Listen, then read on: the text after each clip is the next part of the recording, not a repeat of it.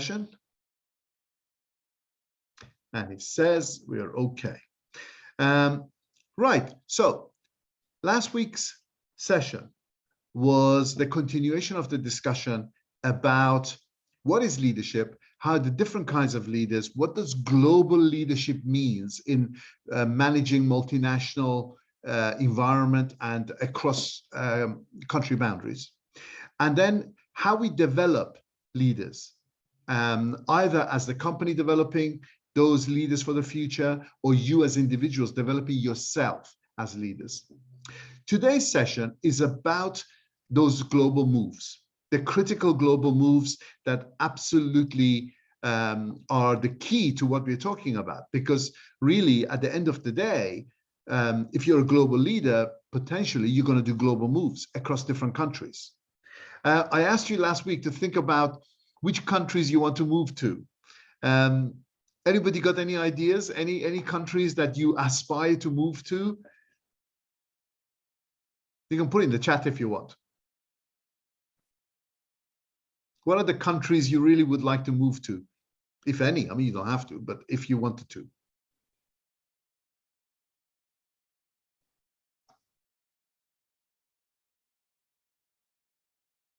Anyone?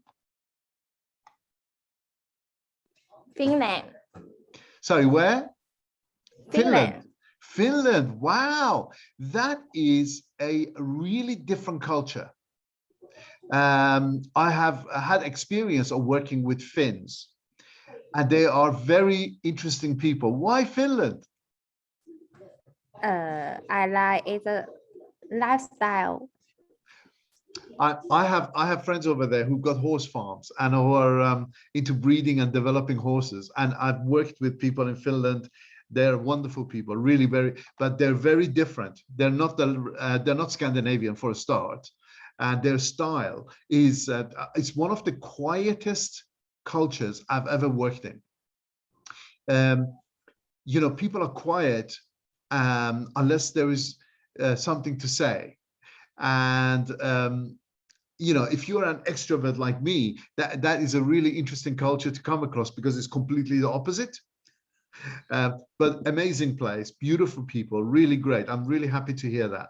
I hope you get there. Have you ever been there before? No. Okay.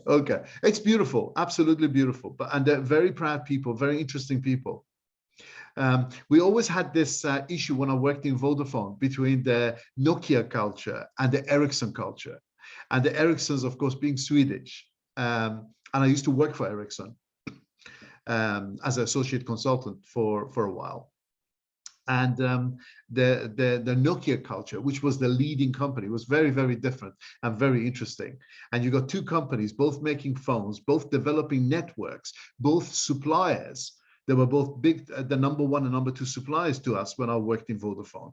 And of course, the culture you're working with those same consultants is very different. I mean, it was really fascinating, really fascinating. Actually, a fantastic case study of how you work globally, because you'd think Scandinavian, if you were to generalize, you'd say, yeah, they're both phone manufacturers, they're both high tech, but they're very, very different cultures. Fascinating, really good. Anyone else?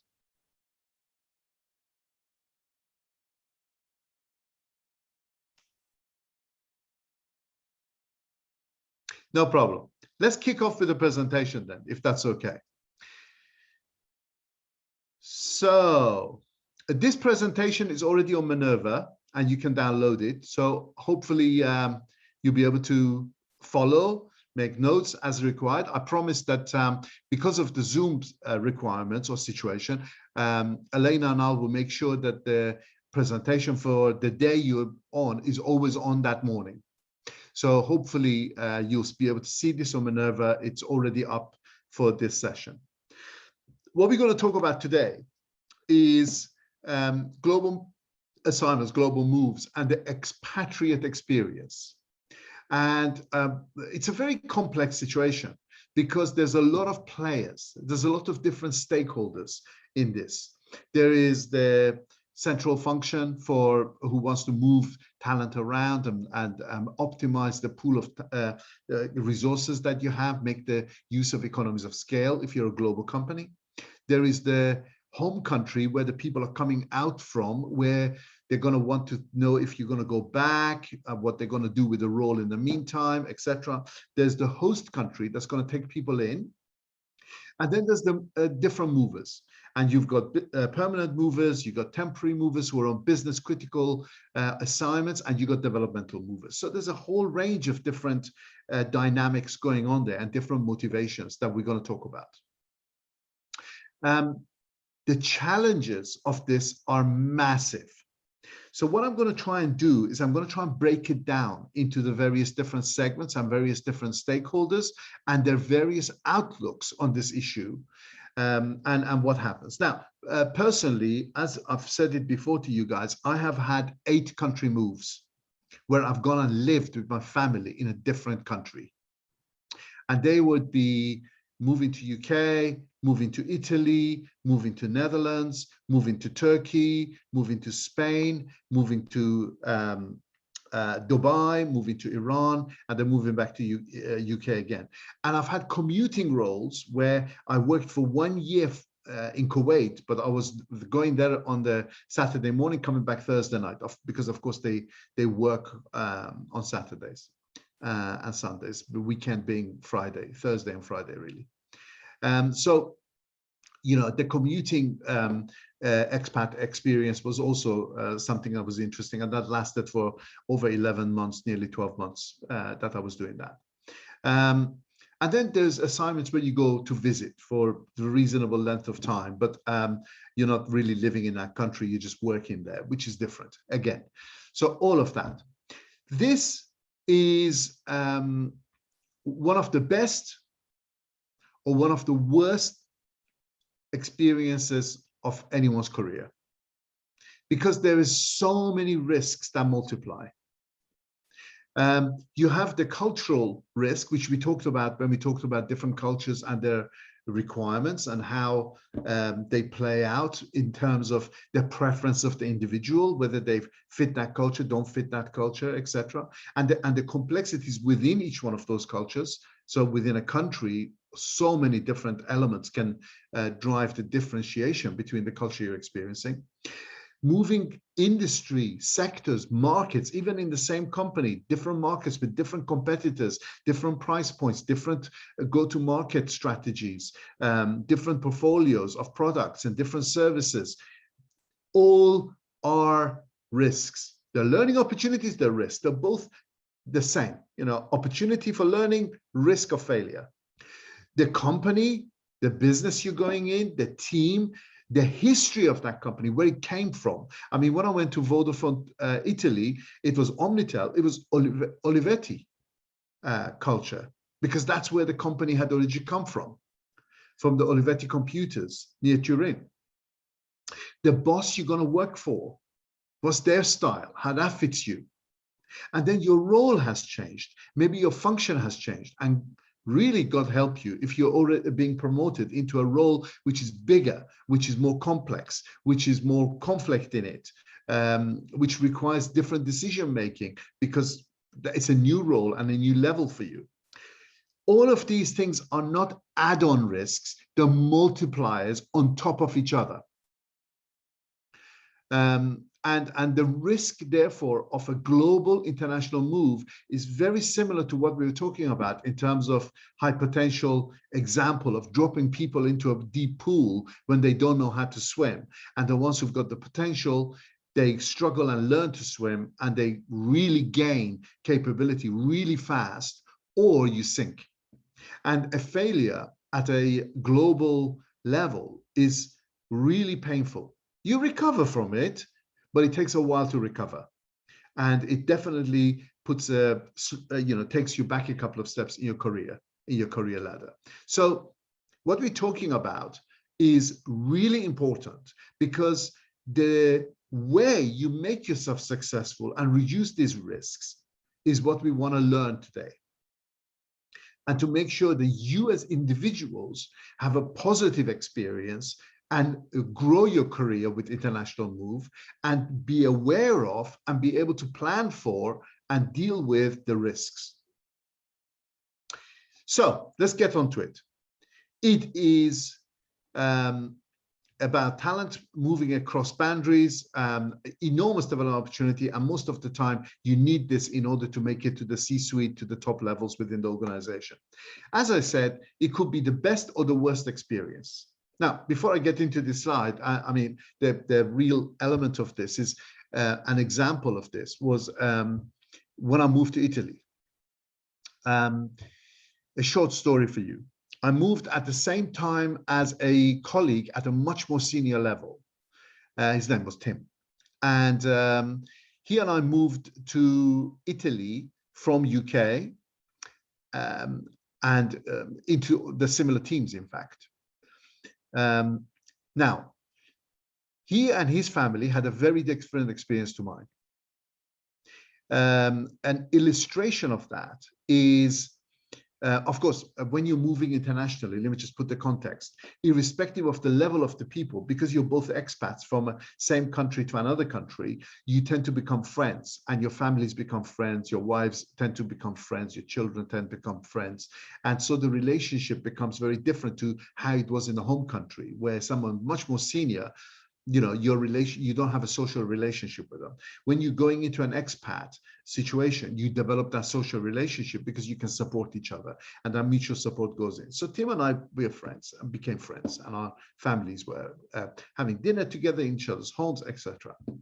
And he said to me one day, "Oh my God, you know, you have to go and register as a foreign alien within the Italian system, and it's going to be a nightmare." I mean, most of the moves happen during the summer because of the children's schooling, whatever, and it's incredibly hot. And he said, it's going to take you all day. You have to queue all day. There's tons of administration, so much paperwork. Italy is famous for this. Italy is very, very bureaucratic. You know, to open up a bank account literally takes 7 hours of paperwork, where you're sitting filling forms for 7 hours. It's incredible. So he said, "Oh, it's going to be absolutely dreadful. Prepare your family." And so the time came, and I called the relocation agent and I said, "Right, I'm ready. Shall I come?" They said, "No, no, no. Wait, we'll call you when we're ready." So, okay. So an hour later, about 10 o'clock in the morning, we've been ready to go there and be there at 8, like Tim had told us. They called us and said, "Okay, we're ready. Come." And we went there, and true to Tim's words, the queue went round the building, and it was 40-something degrees, humid. I mean, I don't know whether you know Milano. It's in a valley between mountains. There's not much wind. It becomes in summer very hot and very humid. And I called them. I said, "Okay, shall I queue?" They said, "No, no, no. There's a person waiting for you on the front door." So I went to the front door, and there's a security guard waiting for me, and said, "Oh, Dottore Golshani, piacere, come on in." And he took me in, and there is hundreds of people sitting in this room with numbers, where you take a number and you sit down and wait to be called. I went to take a number. He said, "No, no, no, look at that window over there." There was a window, and a person was standing there waiting for me. I said, "They're waiting for you." So I went there, and there's this person who works for the government, said, "Oh, Dr. Golshani, we're waiting for you. I filled all the forms in for you. Just sign here, sign here, sign here. Go have a cappuccino. We'll call you when it's ready." I went, had a cappuccino. She called about half an hour later. We're ready, come back. I went back and I got my residency card and everything, said thank you, and left. Why did we have such a different experience? And that experience continued throughout the 2 years I was there in Italy. Because I'd made friends with a relocation agent. I'd had them over for dinner. You know, I treated them well, as opposed to maybe Tim's view, which was, "I'm a director, I want this house, I want this, you need to do this for me, you need to do that for me." No, I made friends with everybody. And I tried to speak the language, and I tried to eat with them, drink coffee with them. I would go to the smoking room, even though I don't smoke, because the most interesting people are always there. I would catch the company bus rather than drive my car in, and would sit down. I would try to learn Italian and whatever. And immediately people react to you differently. And that's absolutely the reason why two people from the same country going to another country had two completely separate experiences. And to this day, when those Italian guys, I need anything from them or I write to them, one of my friends, Gianluca, wrote to the CEO for Egypt, who's Italian, and said at the bottom, Masood is one of us. Because you've incorporated yourself into that culture, you've appreciated that culture, and that culture reacts back to you based on your approach to them. And that is what I want to talk about today as well, that there is ways of making this a great experience as opposed to what it is, which is incredibly a scary experience to go into a country where you don't speak the language, you don't know anybody, you don't know how things can be done. And you could make it a very exciting and fun experience to learn, or you could make it a really painful experience. There are lots of different kinds of global leadership moves. There is the people who frankly fly over to deal with other people in other cultures. There are entrepreneurs that are trying to set up businesses there. There are people who are going back to places they've lived in before. But what we want to talk about is expats. Because, of course, there's an awful lot of reason why global leaders need to connect with other people in other countries. There could be your colleagues, there could be your customers and clients. You may need to be able to speak the language. You might have employees that you want to supervise there. There might be a strategic reason why you need to deal with things at a global level, whether it's a product that's going to go across the whole world, a service or a process, a system that you need to align. Managing the budgets, negotiating with different people, different packages, different things, suppliers and vendors, and also managing the risk at a global level. One of the things about global working is you are minimizing your risk as well as in some cases increasing them. Because if you got your product in multiple markets with multiple currencies, multiple competition, your risk as a whole is coming down. A disaster in one market goes down, another market goes up, and it's part of that portfolio. And for that to happen, you need to be able to have a global mindset and to manage that risk at a global level. In the same way, we're talking about talent. So what is an expat? Here's two definitions. So the one I like is the one at the top because it's shorter and to the point. It's residing and working outside of your home country. You're not a visitor, you're actually living out in a country that's not your home country. And the time length is between 6 months to 5 years, sometimes 6 years. And the reason for the 5 or 6 years is because most countries have a limit on the visa for foreign workers. US has it, UK has it, other countries, I've had experience of it in Iran, in Saudi, etc. Well, actually not so much in Saudi, but in Iran, where there's a maximum length of time before you are localized. And this is what happens. I mean, when I worked in Netherlands, that's what was offered to me. Say, okay, you've been here, you fit in, we like you, you like us. If you want to carry on working here, you need to go onto a Dutch contract. And we'll apply for a passport for you, and you'll become a local, and then you'll become a local employee on local terms, and you're no longer an expat. So this length of time is there. Now, what's happening in terms of length of time, let me just say it, I didn't say it yesterday, but it's worthwhile saying it today, is in the early days of the expat, because expats are so expensive, they were limited to a short assignment, like 2 years. Maybe and year would be added. This was definitely the Vodafone position, 2 years plus one, we used to call it. And then as an expat who had this experience, I went back to the company and I said, look, honestly, it's too short. It's too short. It takes you 6 months to a year to really understand what's going on. It takes you another 6 months to a year, really put in impact. And then for you to be able to really make that part of a normal value add that you can train your people in before you move out is another year. So we should limit it. We should make the thing 3 + 2. So the length of time, and I think that's something that the other companies have found as well, where the length of time of a normal expat contract is moving from 2 years to 3, and the maximum of it's moving on to 5 or 6. And that's the way that it works. And that's how most people deal with things. If they like that country, they localize. And then after that, they're not expats anymore. That's the definition. Any questions so far? Okay, so there are 3 different categories that I think expats fall into.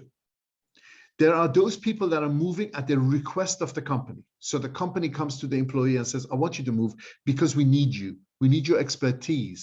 We need your quality of capability because there's a big need somewhere. And it's a business-driven need. And you go in there to fix a problem. You go in there to turn around the company. You go in there to implement a system, process, teach them something, fix something, do something, and then come back. And the business critical role is clearly valued. You say, okay, can we do this locally? No, it'll be more expensive. It'll take longer. It won't be the same as the company quality and standard. So in that situation, it makes sense to bring that expert from another part of the country, another part of the company, from another country to fix it and help us do that and go. And in that situation, the package is very different. The process is different. Sometimes the family don't move because it's a finite period of time. If it's nearby, they could commute, all of that. But the business critical move is the most obvious, with a clear return on investment from the business point of view, clear objectives of what need to be achieved, and you're done. Second type is what we were talking about last week. You're moving talent in order to develop them and prepare them for the succession as part of your talent strategy. And this is far, far more complex because we'll explain why. I mean, there's a lot of different factors in here, both of the for the talent, for the role they're coming out of, but also the community and the team they're going into. The third category is where the individual requests the move from the company and says, I want to go to another country and there's a vacancy there. Now, there's 2 different elements to this. One is that some global companies advertise their vacancies globally because they want to retain the same people, plus they want to have people from the same culture of the company, who understand the system, who understands those tools, processes, products, etc., to come in. And why not? You know, you allow first chance to someone internal, which I don't know whether you remember Andy's presentation last week. A lot of people are now measured on how many internal appointments they're making. And I think Andy said something like he's now measured to be 70% internal appointments, 30% outside, as opposed to the previous situation, which was opposite, 70% outside, 30% internal. I used to manage about 65, 70 is very high. For certain one of these markets, but anyway, it's definitely something most companies now do, and that individual can go on a temporary basis, again on an expat package, or they could go into a permanent role because there's a vacancy and they go in there, and if they can get the visa, if they can get the local residency, they go. A lot of times this happens because the partner of the person has got a job in another company and they want to move with their partner and family to another company and to another country, and the company is then asked if they could help retain that individual by finding them a role elsewhere. These are the 3 situations that we normally find. So before I show you the rest of this, I want to show you the video from Naveed. So everything okay so far?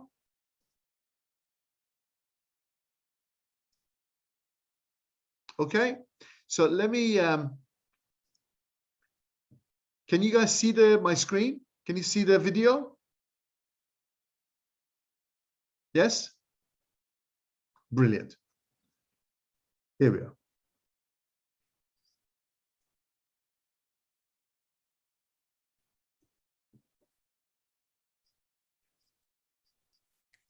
Sorry, we cannot see the video. You can't see the video? Okay, Yeah. let me stop sharing this, and then I'll start sharing that, and then hopefully that'll work.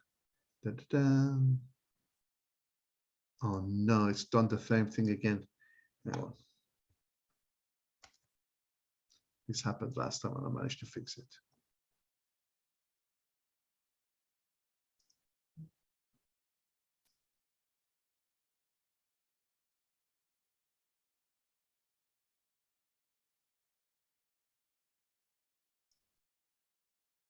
Are you okay? I'm back again. Is that fine?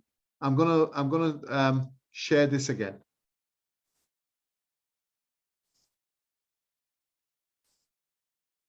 Can you see the screen now?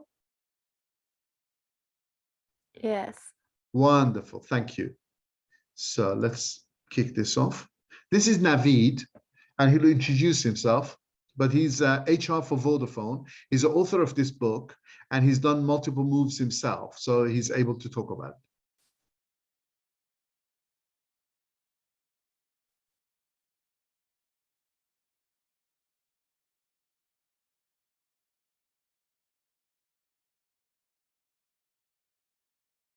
Don't know why it's not playing.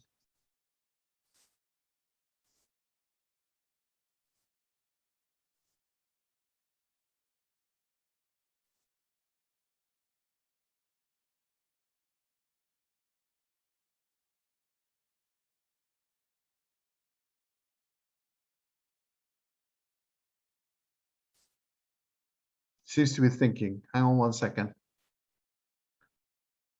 Let's hope it loads up.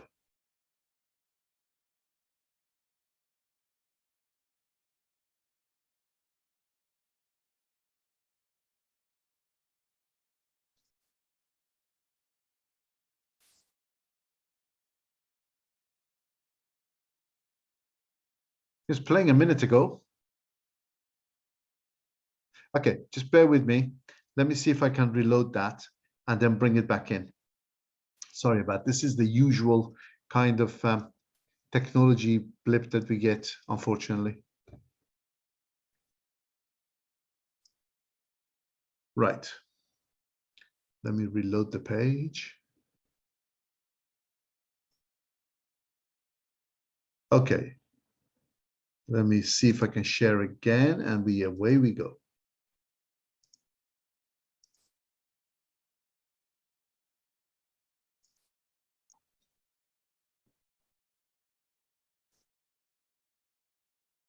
Okay, everyone?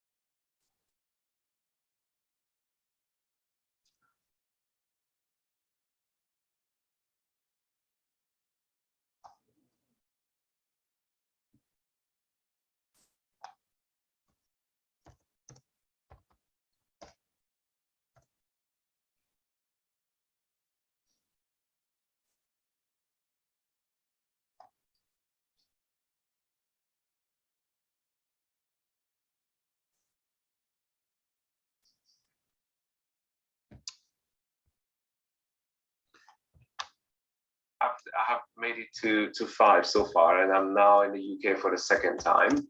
And I have also embarked on a journey to become a coach and support many leaders on their own transition and their own change that they go through as a leader.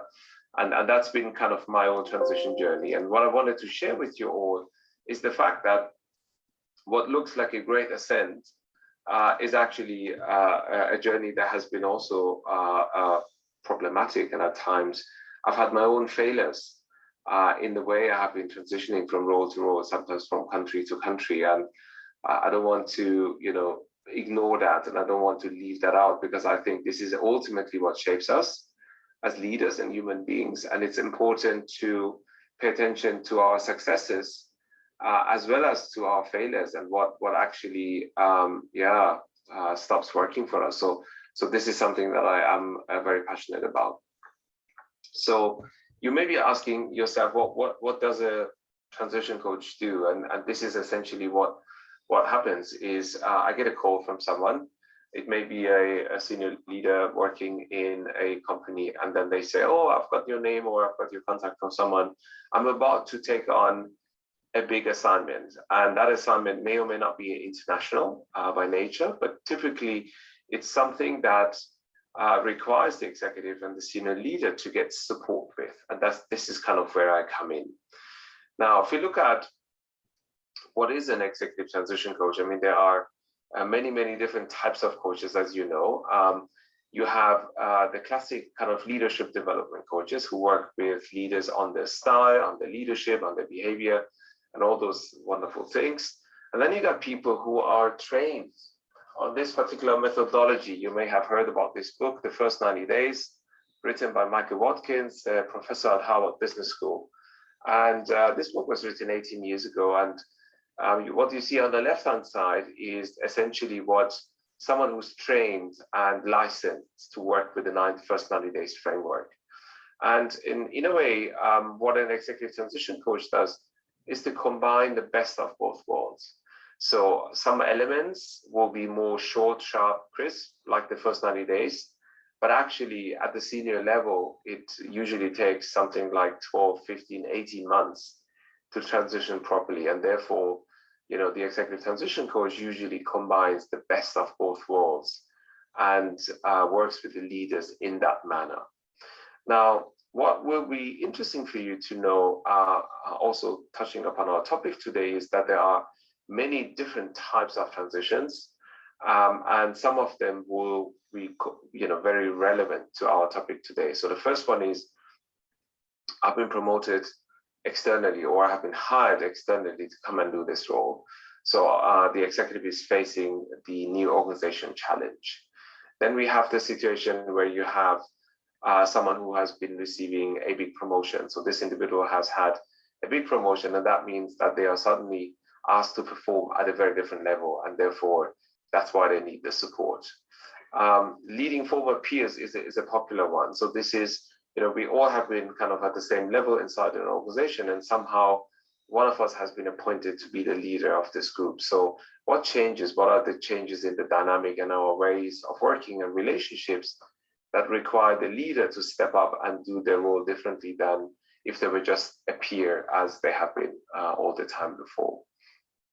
The corporate diplomacy challenge is something that often gets in the way, particularly when you move from a country organization into the head office. Could be a regional head office or a global head office, but there's always politics involved when you move into the head office environment. And obviously no organization likes to admit that this thing actually exists. The reality is that there's always an element of politics in every organization. It's just not a very popular topic to talk about.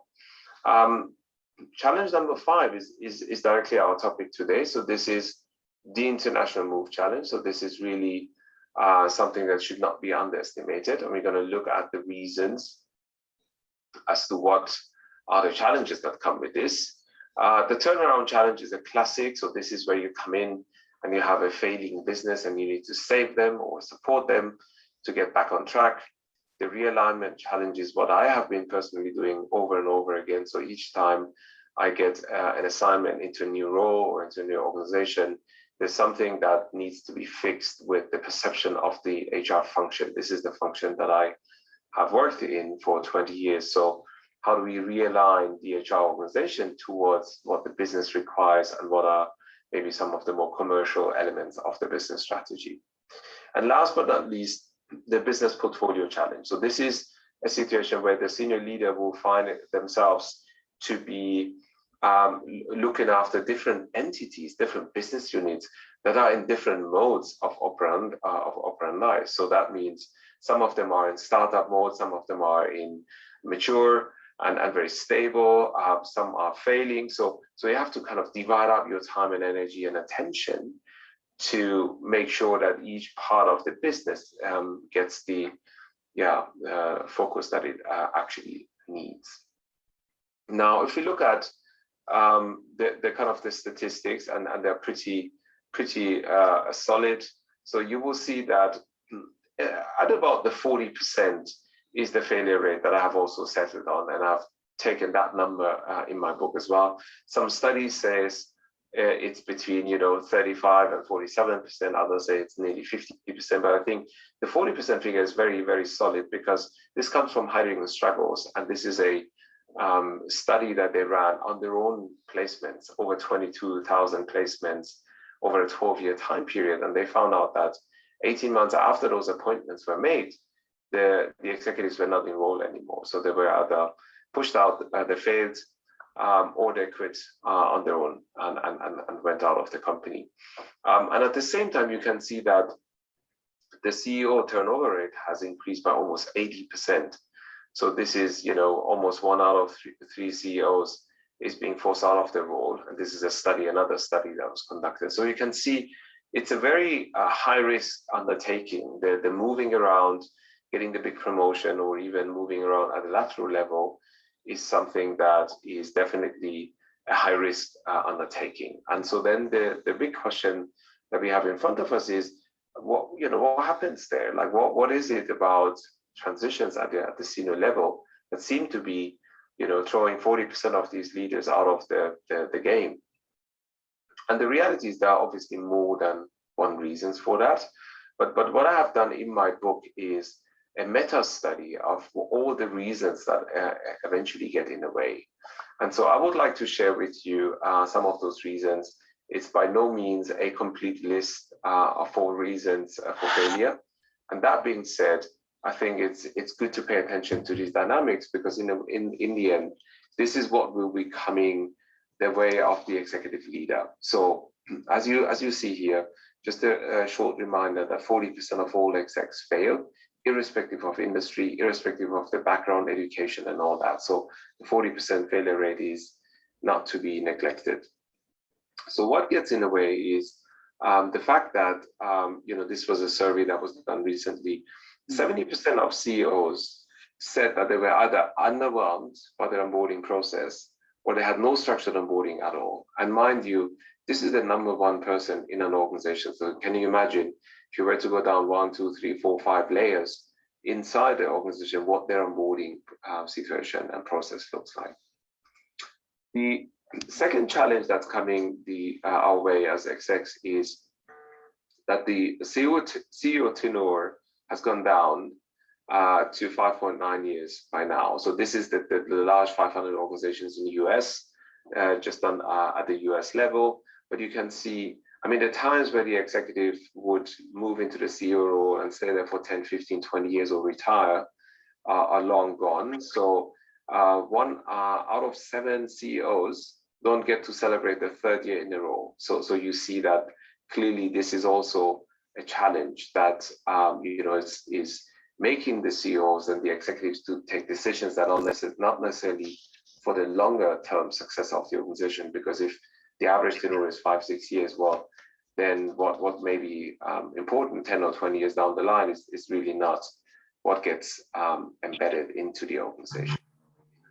This is another study, is a fascinating one. So what they have done is, over a 12-year time period, they have looked at the organization complexity, and they see that it has increased by a factor of 35. So, the organization today compared to the organization that existed, the same organization 12 years ago, is 35 times more complex. And again, that comes with matrix structures, that comes with all the wonderful things we have created into many organizations. And then if you look at the actual soft skills, this is another one of the big reasons why the 40% failure rate is true. The 3 soft skills that get in the way are people, culture, and politics. And again, nobody likes to admit. The reality is these are very proven reasons for failure, and executives should really watch this space. So it's rare that you get a CFO, so a chief finance officer, who doesn't know how to work the balance sheet, or you get an HR leader who is really not good with people topics. It's super rare. So what really gets in the way is this. Executive overwhelm is another one, and if I went back to the examples I showed to you, what are the major kind of transition types and challenges? Just imagine if somebody hired someone to come and join that company externally, and they were getting a big promotion at the same time. So it may include 3 or 4 different transition challenges at the same time. So this is the new organization challenge. At the same time, there is the big promotion challenge. Then you have maybe an international move involved. and maybe that organization is struggling. So there is a turnaround challenge involved as well. So as you can see, very easily in one go, that same appointment brings about 4 different transition types. And therefore, as soon as you get into 2 or more transitions, then the challenge grows exponentially on you as an exec. Another study that I have mentioned in my book is this has been looking at core KPIs for CEOs and executive leaders. So something like 10 years ago, the CEO had essentially somewhere between 4 to 7 core KPIs. So what are the big things we want to achieve in this company? The number today stands at 25 to 40. So you can see how exponentially the demand on the CEOs and executive leaders has increased over that 10, 12-year time period. As if this wasn't enough, you can see that the workforce job satisfaction has gone down by 17%. So it's trending at the 43% on average. Of course, some companies are doing much better and others are doing much worse. But that in itself is a challenge, coupled with the fact that also the levels of employee engagement have been decreasing over the years. So that gives the kind of the perfect storm for the new exec that comes in and tries to kind of move the ship into the right direction. If you look at the span of control, it's gone up by a factor of 2. So a CEO or a CHRO used to have something like 5 direct reports about 10 years ago. Today it's 10 plus. I personally know CHROs who have 13 direct reports or more. So you can see how you need to divide up your time and energy and attention to so many different individuals. And obviously they all want a portion of your time at the same time. And the other 2 kind of bullets that are hitting in on the executive armor are the fact that 90% of the cost that goes into bringing executives on board is spent on the actual hire and assessment, and less than 10% is spent on making that same hire successful once they have joined the organization. So clearly an imbalance in terms of the organizational investment. And lastly, I think the hashtag Great Resignation is everywhere. So you can Google that and you can see it. What are the implications of what's happening in the workplace these days? Now, I did tell you that we don't want to just focus on executive transitions, but we also want to look at expatriates. And so what is different or similar when expatriates are moving around internationally?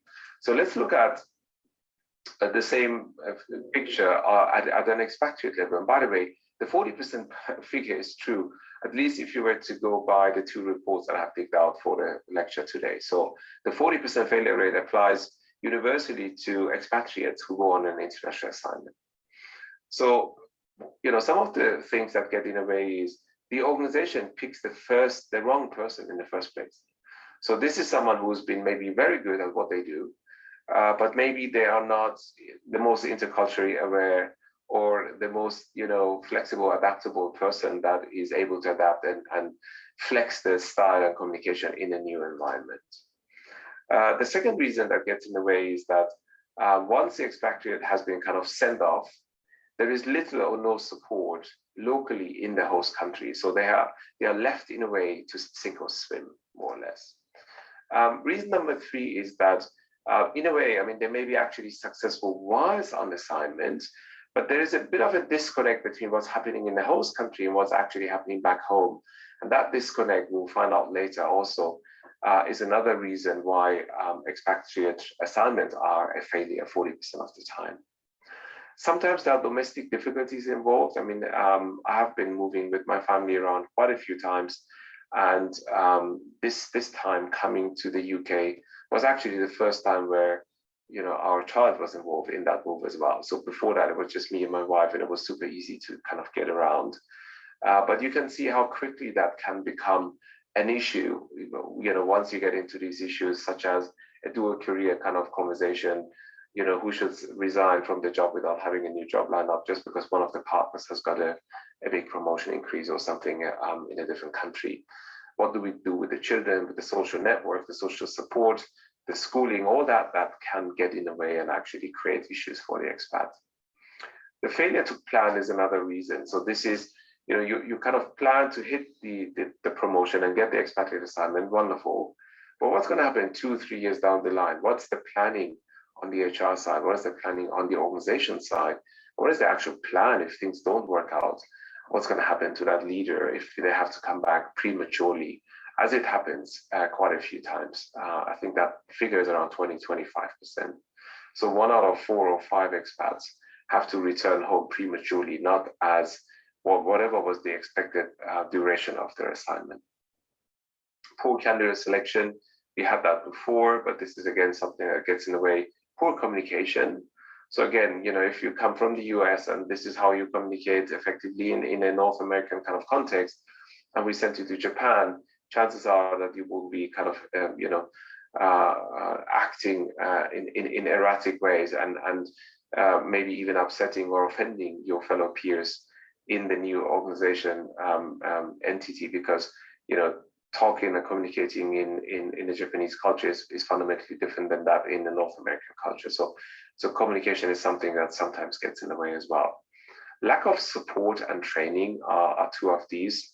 So lack of support and training in that not only it takes language training and intercultural training, but sometimes you really need to induct your people. You need to onboard them into those new entities and into those new positions at the same time. So this is something that HR should be in the lead, but should be actually delivered by many, many people in the organization. And last but not least, what I mentioned earlier, which is the lack of preparation for the actual repatriation. So this is an assignment that is about to come to an end. And for some reason, someone in the head office has really not been thinking about expecting those people to come back. And if so, what roles and what positions they should go in. I mean, international assignments are super expensive. And so from an organizational point of view, we need to look at them as something that is super important and as an investment.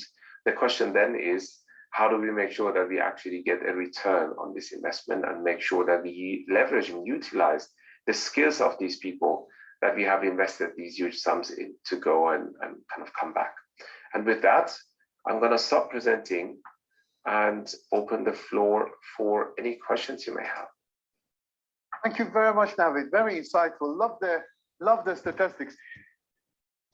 Guys, these are fantastic information. I don't know whether you know who Heinrich and Strugel, Egon Zender, these are the top headhunters. The data is very valid, really fresh as well. Any questions for Navid? Please, go on, Amish. You talked about all the challenges that executives face and expatriate face. So, could you tell us some solutions as to what can be done? Talk about the challenges, but can you tell us some solutions as to, you talked about a point about organization complexity. So, what can be done to solve that? Yes. So I guess, I mean, organizational complexity is not something that can be addressed overnight. And by the way, there are good commercial reasons why organizations have grown to be more complex these days. So it's not like someone in HR, woke up and said, oh, let's make it all super complicated for everyone. The reality is, though, that's also what gets in the way. So what you need to be doing, and this is what a great onboarding plan would look like, is to take those elements, we talked about people, culture, and politics, and onboard and induct the incoming leader so that they don't, fall into those kind of step on those landmines. Let's call them organizational landmines. To give them, sometimes I've seen, and probably the worst offenders of these are internal promotions. Everyone just assumes they know it. They have been with the company. What's the big deal? I was working with a CHRO for a year, and she had been promoted from a country level to the group exco level. Now, what she used to be doing in Africa and what is happening in 140 countries as an exco member in London is fundamentally different. So you can't expect, just because she has been with the firm for 10 years, that she's knowledgeable enough to know it all and just get it done. But you have to work with them. And providing an executive transition coach is one of those things that helps, because the tools, the frameworks, the way you work with the client helps them to figure out the answers that they are looking for. But there's a structure, there's a framework that they apply. It's not left to luck or a matter of, or by accident, I found out today that this and this is a no-no in our organization or in this part of the organization. Can I just echo something really important that Navid said, which is the amount of time and effort that most HR teams put into selection and choosing, because we said last week, all selection is risk, right? But the amount of time put in to ensure the person lands well and is successful in role is nowhere near enough, because the process is seen to end on selection. Okay, we've made the change, here you go, you drop them in the deep end, as opposed to, what we said, drop them in the deep end. Give them a little support, give them some buoyancy first so that they learn to swim, give them more time rather than sink and die. But I couldn't agree more with what Navid said, that there needs to be a skin in the game from the HR team, from the talent team in helping people land well. Sorry, Navid, I just thought that really needs it highlighting. I hope that's okay. Absolutely. Yes, no, very, very valid, Massive. Please, go ahead. Talk about challenge of leading forward peers. What is your advice on that particular challenge? And so some of the fact that we might face in the coming 5 years, might become management for peers that for under us. So what is your advice on? Actually, last week, Navid and I were talking about a mutual friend of ours who's now working for someone who used to work for them. So it's not even peer, is it? It can go completely the other way. It's a worse example. Yeah, you're working for your own direct reports. Yes. So there is, by the way, I mean, it would take too long to get into the topic, in proper depth and detail. But there's a very good HBR article that I'm happy to share with Masood on the back end of this call that really opens the topic. It was written many, many years ago, and it's a classic. It's one of those classic articles that the author has been exploring. But just to give you a few high-level ideas, the one thing you cannot be doing is just carrying on the way you have been, as if you are still peers. So there will be boundaries you would need to set. Think of things like performance management and candidate selection for other positions, maybe outside of your team or high-level positions. You can't just be, a buddy with everyone in the team because you were that before. So you really need to step change in terms of how you want to approach it. You need to be super transparent with your communication. You need to establish ground rules. One of the things that sometimes gets in the way is when two of the same team go into a race and one of them comes out winning, obviously the other one will be super disappointed. And how do you deal with that dynamic? And some of the advice that the author gives in the HBR article is to openly talk to them in a one-on-one situation and really address it and say, I would have been super disappointed if I didn't make that race. It just so happens that I have now made the race, so we have to make this work. So, just kind of neglecting it and ignoring it and hoping that things are going to work out is not a good idea. So there's many, many points to this, but very happy to share that with Masood, the link, and then you're more than welcome to read that. And if you have a few dollars left, you can also buy my book, because I would really recommend it. I'm definitely going to buy your book if you buy mine. It's going into Amazon next week. Go on, please. From like whatever you explained in the slide and whatever we're talking, like you can watch so far, it's very descriptive and comprehensive from an organization's perspective. That makes complete sense. So from an individual's perspective, who's trying to make, what should be done from their side? What kind of research should they do? What should they plan? Navid, did you get the question? Just that from individual, but I don't know what is.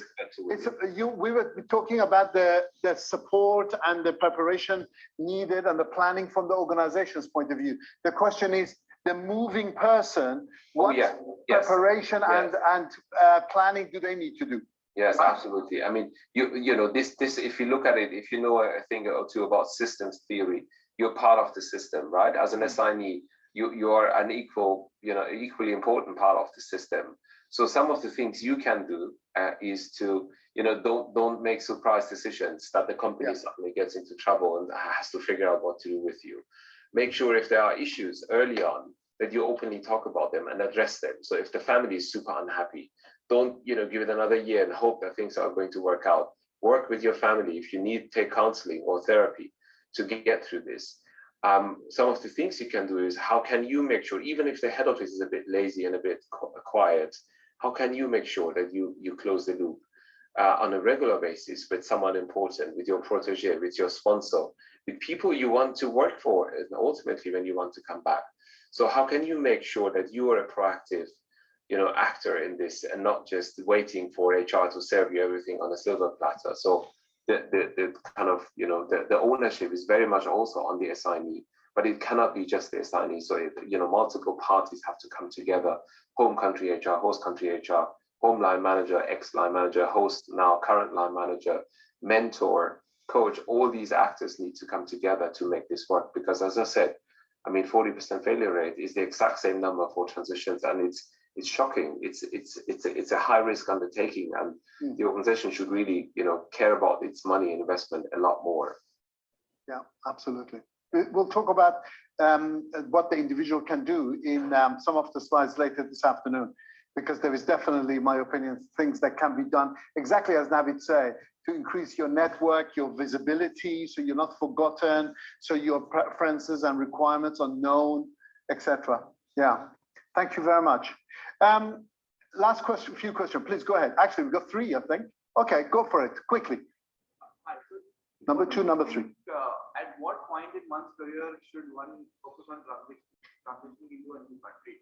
For instance, should you transfer to a new country when you're at an executive level, or when you are early starting, for example? For instance, do you think we should move countries when we are on our graduation, or once we gain the experience, that once we are at executive level, then we should try?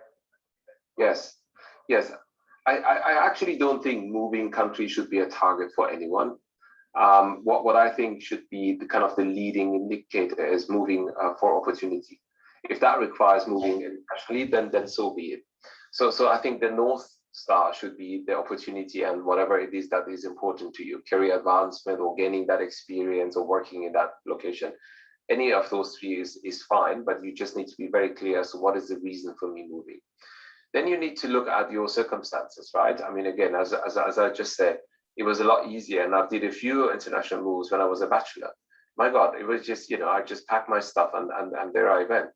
Now, it's obviously different with my wife, and it was even more kind of complex with a child, but it's all doable. One of my former line managers in BAT, he had 5 daughters, and every one of those daughters had a second additional passport from a different country. So he had been an expat for 14 years, and he had been moving, every 2 years or so from country to country. And I guess, it just showed, and, he's still with his wife. They got now the 2 grandchildren. They're super happy. They have now returned back to the UK, so they have settled now, and he's only looking at roles in the UK. He's not mobile anymore. But what I want to say is, if that is possible, well, surely it will be possible for me with, as a married couple or with 1 child. And yet it may not be possible for many other people for whatever reason. So I think if you're interested in that sort of an opportunity, if you really care about, if you believe it would benefit your career, make sure that you tap into it as soon as you're able to. Don't wait for something or until you're senior or whatever. But really, if that excites you, if that prospect of moving around internationally and working internationally excites you, don't wait for it and take the opportunity head on. Thank you. Second question, and then Ed next. We'll make it the last one.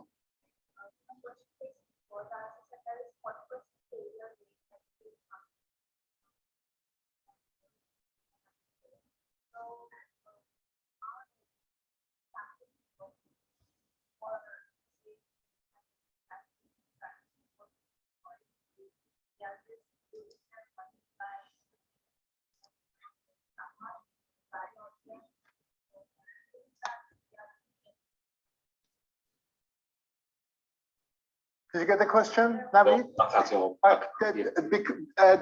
Let me see if because I've got a mic on, maybe we can, I'll translate the question. With the failure rate of 40% and the fact that clearly return on investment isn't being made, what are the companies doing to mitigate that? Is that right? Yes. So the smart companies are doing a few things. One of them being they are using transition coaches for the senior execs. So they really want to protect that investment with someone who is knowledgeable and professionally qualified. Like Navid. When such you guys are others. CEO, you can hire. There are many, many others that do the same work. Sure. The second thing they can do is to, you remember the 70% figure. 70% of CEOs were either underwhelmed or had no structure and onboarding at all. My God, I mean, that is shocking. So make sure whoever's in charge of HR either fire them or upskill them so they understand that, protecting a company investment is not just looking at the pension pots and making sure how much goes into the salary increase and what is the bonus payout, but it is also involving and including things like return on investment on executive hires. Absolutely. So that process, that ownership should be, if it's not with HR, should be led by HR to make sure that this is done. And I know actually some great examples where the ownership of that process rests with the CEO, right? So the CEO is the owner to make sure that the top 100 leaders of the company are onboarded properly and so on and so forth. So because he or she should have an inherent interest in that.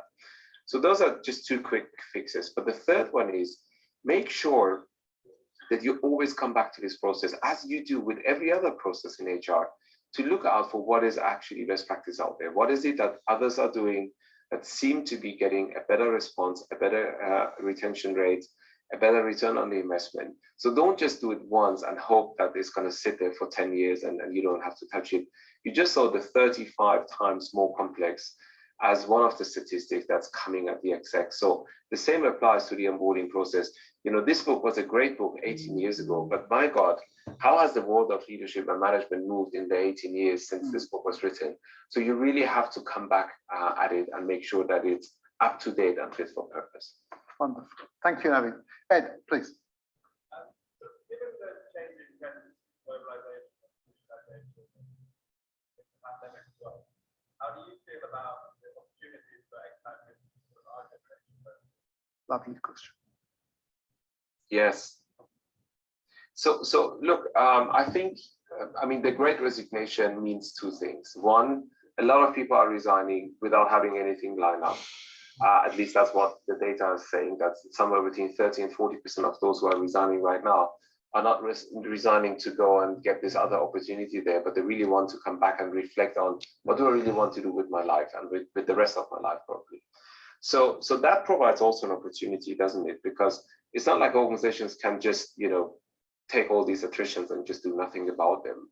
But they have to do two things. One is some of these, people who are leaving need to be backfilled. Some of these positions should be backfilled.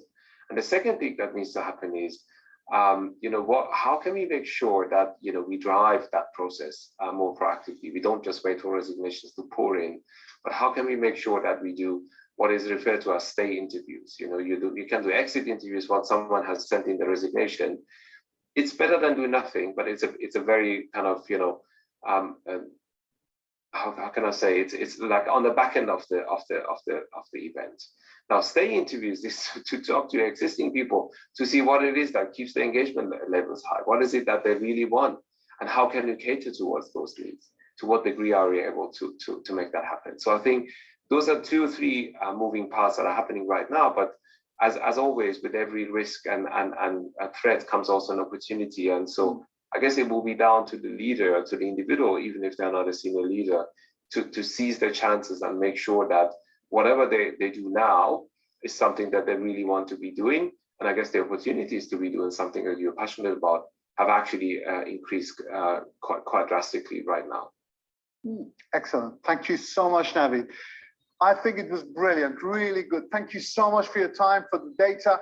I hope it's okay if we share some of the slides with the students that you provided. But thank you very much, Navid. Really appreciate it. Let's just show our appreciation for him. Thank you. My pleasure. Thank you so much. Take care. I hope to see you soon, Navid. Take it easy. Yes, likewise. Bye-bye. Bye. Bye. Bye for now. See you soon. The organization's changes.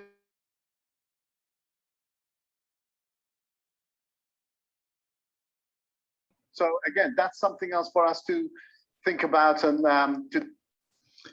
Okay, how's everyone doing? We okay with this? Everybody saw that, was okay?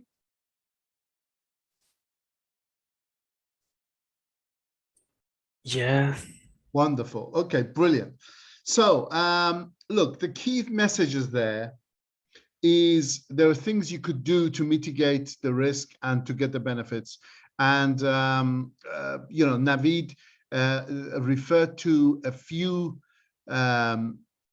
studies, which I'm going to share. He sent them to me just now, actually, on Minerva that you can have a look at. Also, this presentation will be on Minerva as soon as we finish today. Right now, I will send it to Elena to post onto Minerva for us to review.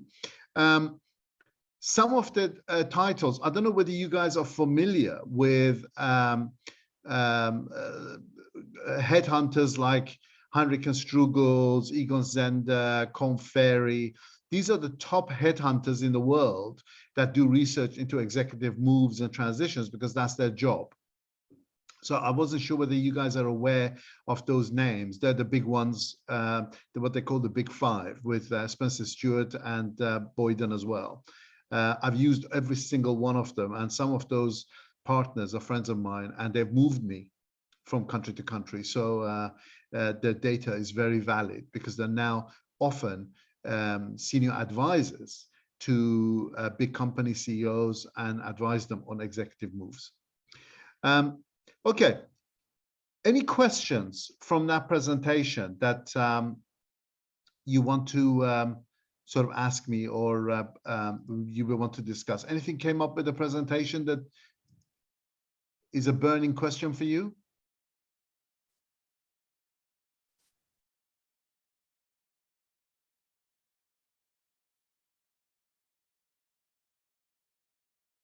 No?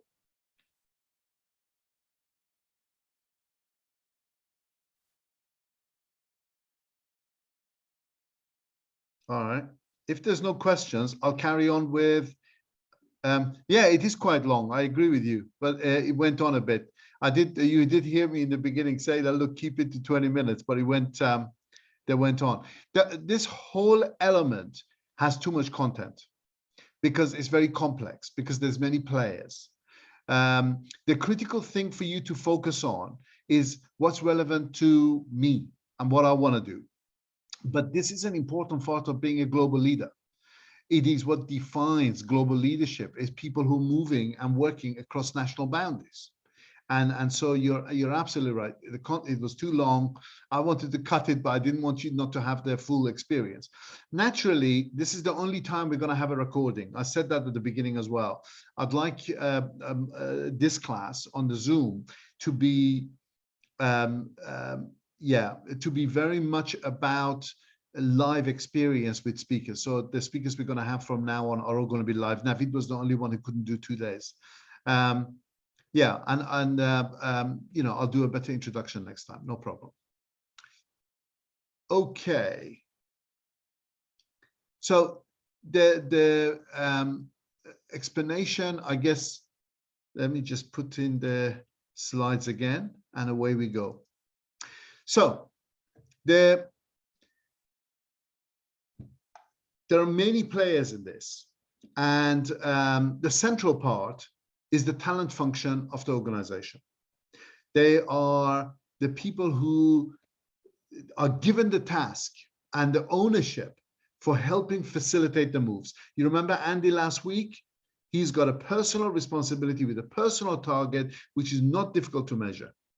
How many moves did you make? How many of them were successful? Where the results are being reported well? How many people left the organization as a result of being moved, etc. The problem with the talent function is they don't know everybody. They don't know the talent. Often it's a very frustrating role because they don't have the central headcount. This is the major thing for central functions, is they all want to have the central headcount on the budget, because that allows them to then make the moves happen. When I worked for Nationwide Building Society, the 500 trainees were all on my headcount, on my book. So if I wanted to give someone to a branch, that was my budget, my headcount, and therefore it was a gift. And everybody wanted to have that talent come to them because it would be an additional resource they wouldn't have otherwise. Most companies, though, that's not how it works. And therefore, you have a situation where you as a talent function are trying to persuade a host country to take somebody in who is potentially 5 to 6 times more expensive than local talent doing the same job. At the same time, you try to persuade the home country to give up their highest performing, highest talent and may never get them back. And you try to persuade maybe some expert who's got family and who's got a normal job, whatever, to give up everything and go to another country. Or a talent to move for their personal growth reasons. And you try to facilitate that by just continuously building the fact that you're really, adding value to the system as a whole. Exactly as Navid said, you're part of the system, and you need to be a helpful player, etc. And people will play all kinds of games, all kinds of games. This is a very difficult job. I've done this job. Navid's done this job. Andy does this job from last week. And this is not a job that you're often thanked for. It is a very difficult job to do, especially when you don't have central headcount, you don't have central budget, and companies don't want to put their central headcount here. Imagine all the central headcount that would go in this become total costs as far as the profit and loss and the balance sheet is concerned. When you're putting them into operations, you put the cost against revenue generation, against sales. But when it's in the head office, no, you don't. It becomes part of the whole expense of head office. And so finance people normally are very reluctant to allow this to happen. CEOs are very reluctant to allow this to happen. And because of that, all kinds of issues happen with persuading people to either move or to take those movers on. The second is the home country. The home country where the talent is may not want to lose them. They are definitely looking at the statistic and saying the vast majority of these people never come back. So, this is difficult. And they often see themselves as losers because they're the ones who are losing the talent and losing the thing whilst they're keeping the headcount. Because this is the thing, you have the risk element of the thing not working out and the person coming back. So often under company policies, you force them to maintain the headcount, which means they lose a person, a really good person they can't replace. And they have all the administration of the tax, of all the connection, everything else. And it's really difficult. It is really important for the talent to maintain visibility and maintain connection with the home country. Don't ever burn any bridges, is my advice to you. Then you've got the host country. So why would they take someone so expensive and somebody they don't know? For all they know, that person could be rubbish. For all they know, it could be the home country moving a poor performer over to somewhere else because they don't want to fire them. They also know that this person doesn't know the culture, doesn't know the language. You're really not sure what you're getting. And the term developmental means that this person is not fully competent at this job. Often they're very young talent, and you are running the risk that they're not able to cope with that job, exactly as Navid said. So there is often a lot of resentment here too. As an example, every role that gets given to a developmental talent moving in is a glory position because it's highly visible. And there might be an awful lot of people in the host country that wanted that job, they didn't get it, and they're resentful. Second element is that you often have this implied blame when you're bringing a business critical expert in. It means that you couldn't sort your own problem. We're coming to help you sort it. So often the business expert who's coming in, again, is in a glory position because I'm the hero coming in to save you. And the implied blame is something that host countries often resent. There's a lot of emotion in this. And therefore, because of that, people take that emotion, create their own agendas, and make sure that the move is a failure. Make sure that that person doesn't stay or becomes the hero, etc. going forward. If any questions, stop me, okay? I don't see anything coming, so I'll carry on otherwise. Then you got the talent moving. So Imagine that you're a single person, exactly as it says, then it's easy. Imagine your children who have friends in school, who've got neighbors, who've got their grandparents or family or whatever, and you take them out of that loving, comfortable environment and you drop them into a school where they don't know anybody, they don't speak the language, where everything's different. You think it's harsh for the talent? Imagine what it's like for the family.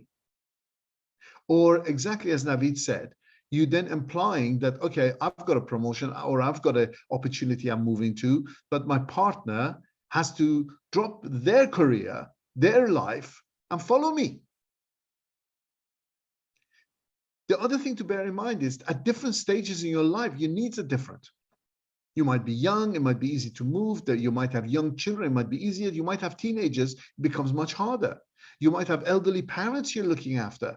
That becomes much more difficult when you've got dependencies that the company will not support or move. Some companies do, but very few. You might be some medical, religious, ethical reasons. You know, a woman going into certain countries that have a very strong masculine culture, paternalistic culture might find it difficult. Some religious differences. You know, an Iranian or a Israeli might find it difficult to get a job in Saudi, as an example, or difficulty in what part of Lebanon they live in. Medical conditions, etc., could be seriously problem. You might have an ethical problem with the country or the company you're moving into. And the style and adaptability of the talent pool is not the same. I'll talk about that in a minute.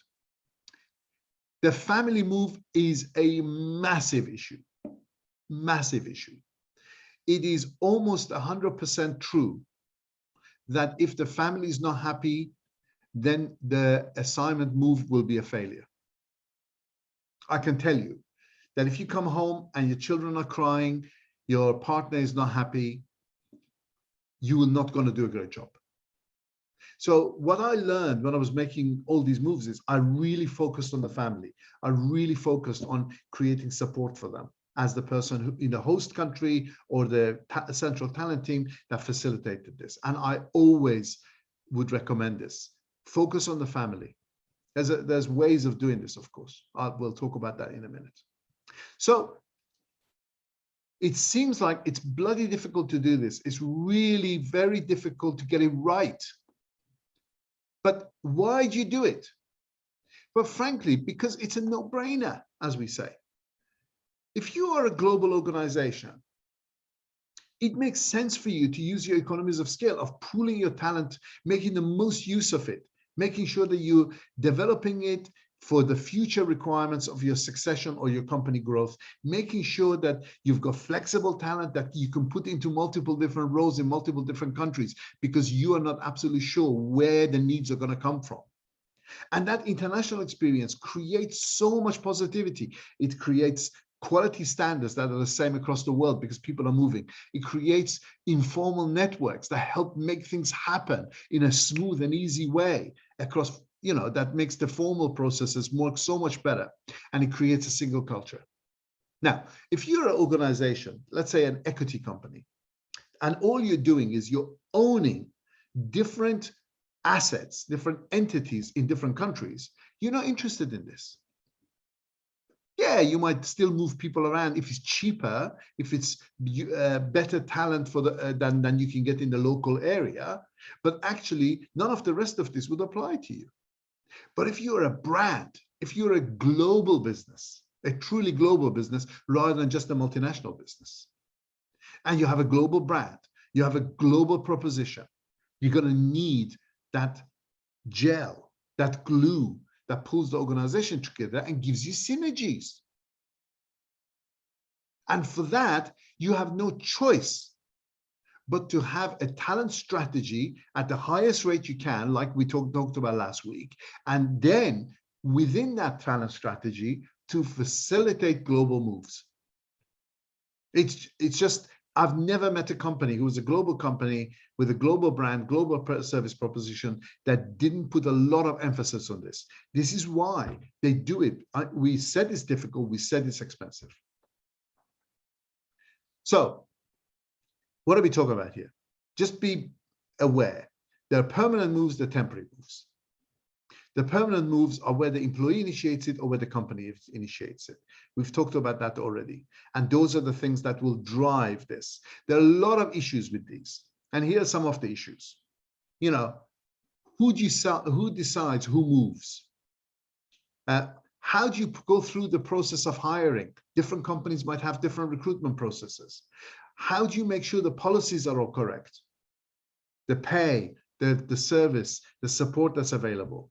How do you divide the problem up into all these different components? You are also not providing a job, you're providing an experience. How you make that happen? The physicality of the move versus the support versus the clear understanding of the deal, formal deal and the psychological deal. And those are two different things I'll talk about in the end. And how it affects people's careers, how it affects the plans for the company for that individual. There is an awful lot of different things that are here. Now, I've put a lot of stuff in the back end of this presentation, which we're not going to necessarily go through and discuss.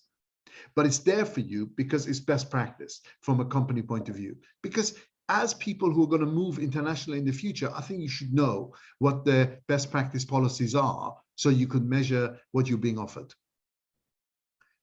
If you are not a talent function specialist, you are not the person who's designing that. But nevertheless, whether you're going to be in the home country, host country decision maker, or whether you're the talent who's moving, it's good for you to know some of those packages and supports. And I've added them at the end of this presentation because I helped develop those for Vodafone. And then, of course, I worked with them in all the other companies that I've worked in the past.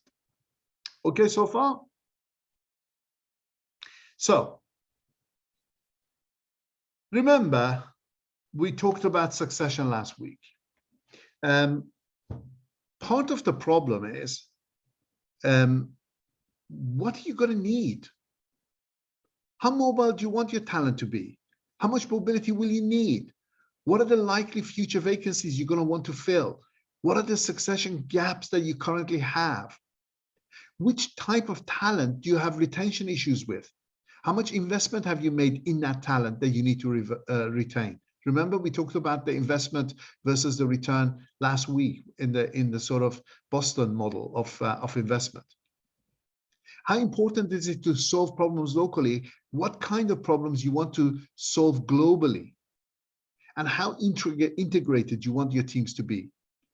What are the kinds of decisions, systems, processes that have to be globally designed and globally applied? What are the things that need to be local? How much local, how much global? Most companies, again, as we said about talent last week, don't spend nearly enough time analyzing their own needs. And if you don't, it's like throwing mud in the wall and seeing how much sticks. It's not a great strategy for return on investment. Because the fundamentals of this is, it's very difficult, it's very expensive.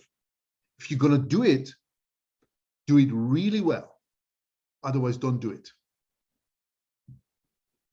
Organizing global mobility when you don't want to spend the money, you don't want to put the investment, you don't want to provide the support, is not going to give you the return on the investment, full stop. So doing a few moves really well and retaining that, building the capability, using that capability for your future needs is the key to success, rather than, oh my God, we're going to move loads of people to hit our 70%, and then a lot of those people leave on the return or fail in their assignments, whatever. That's from the organization's perspective. From the mover's perspective, the individual needs to think about whether they are going to become permanently mobile or whether this is a single move. Most of the time, people want that experience in a single move. You know, I'm going to go experience one country, maybe two countries, and that'll be my lot. And I've got it in my career, I've got it in my development, and tick the box, and that will make me qualified to take global roles or to go to another country and take a senior role because I've got the experience of moving country. There is no finite rule about you have to do this before you have children, or you have to do this before you're married, or whatever.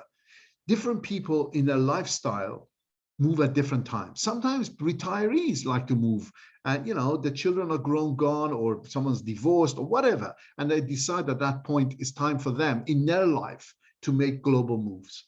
You can't make hard and fast judgments, but the point being made here is that those times in their life are not consistent right the way through their career with the company. And therefore, there are times in their life where it's easier to move, where it's more difficult to move. And unless you've got that conversation with the mover, the company is not going to know. And there are individuals who are permanent movers. I think I'd like to be one of those, the nomads, the ones who are permanently international, who have an international perspective, who don't feel at home anywhere, but feel at home everywhere. There's a few people like that. We'll talk about it. And then there is it possible to commute? It's very expensive to move the person and the family to another country. If it's a finite project, if there is something to be done, and if the location is near enough, normally 2 hours flight or something like that is okay, then you can do it. I mean, I've done it. I used to fly into Kuwait every single week and back. And every weekend I was back home with my family. You could do that. I did that for a year. And it's possible, and it's cheaper, and it's less disruptive, but it's not as good. You're not delving the person in that culture, in that business on a full-time basis. You're going from the airport to the office, to the hotel and back. You're not really getting the culture. A little, yeah, you're getting the work culture. You're not getting the country culture. It's often done where the headcount stays in the home country and when the person is an expert. It's not the long-term solution. If there's a long-term role there, then this person is temporarily fixing it. So why should talent move? Fundamentally, it's these three things. You grow your career, you genuinely learning new skills. And the last point I want to make is this. If you're looking for opportunities, well, the bigger the market that you make for those opportunities, the more opportunities you can have access to. If you see your future opportunity careers being in a function, in a team, in a country, then you're narrowing it down. If you see the world providing an opportunity, you're growing the number of things you could go for. And then you have choice. Which is the best option? Which is the best country? Which is the best team? Which is the best leader I want to work for and learn from? For the talent, this is a really big win. And we talked about this. It's the biggest learning opportunity I've ever experienced. And I know research proves this. But it's a huge cost and difficulty for the talent as well. But it's an easy one. The critical thing that goes wrong often is how people are selected. Because you remember when we talked about leadership, we said that often leaders are selected because of their technical competence. The best salesperson becomes a sales manager. The best engineer becomes the engineering manager. The best accountant becomes the finance manager. And the same thing's true here. Companies say, okay, we need a marketing person here. Okay, what's the marketing talent we have? Right, away we go. And it's based on their past performance in the home country. And are they willing to come? Those are the three things. Do you actually think those are the right measures of why an expat is likely to be successful when they go to another country?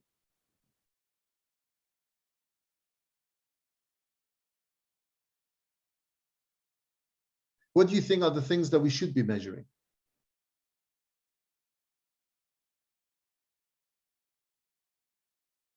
Anyone?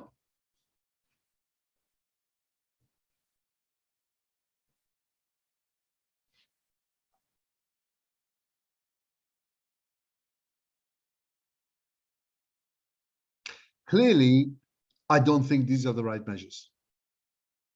Technical competence is not the reason things fail. I was looking at the Ashridge Business School research on IT projects, major IT projects. Over 80% of major IT projects that fail for non-technical reasons. They fail because of issues with the individual. I would say it's more than that for the expat. That almost all the failures of a success for an expat assignment are not because the person wasn't technically competent or that they were actually failures as a poor performer in their home country, although that does happen. And clearly they were willing to go, otherwise they wouldn't be there. It's because of other factors. And those factors are often to do with what we talked about the global perspective and about the softer skill of how you make a success as a global leader in another country. It's how adaptable they are, how flexible, whether they really are open to other cultures and see it for real rather than what they see on television or whatever. Are they sensitive to their needs? Are they open? Are they committed to success rather than, no, we just want to go back home? So these are really, really important because, you know, unless you've got this mindset when you go, it will fail 100%. And this is really important for you guys as well, if you want to go to work in another country. And what you get back in return, you become much more business savvy. Imagine you're going into a new market, new customers, new customer requirements, new go-to-market ratio, new pricing, new competition, your whole portfolio. All of that is really, really amazing learning, amazing learning. And you learn continuously during that process. It's not a one-off, okay, I learned for 3 months after. No, it never stops. You're managing that uncertainty, which is both inherent in an environment you don't know, and also what your contribution could be. You're breaking down really complex issues. All those different challenges that Navid just highlighted on top of each other, you're breaking them down one at a time. And you're becoming behaviorally flexible. You're learning more and more how to communicate across cultures. Really, really important. Hang on, this thing has gone to sleep again. Let me just see if I can fix it. Often it just tries to do something and I just...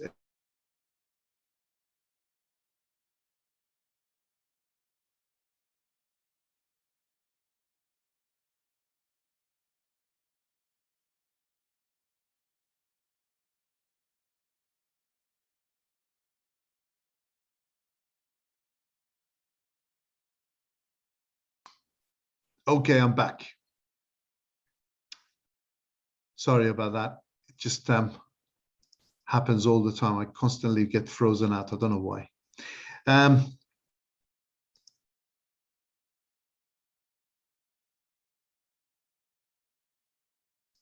Oh, sharing. Oh, I'm sharing.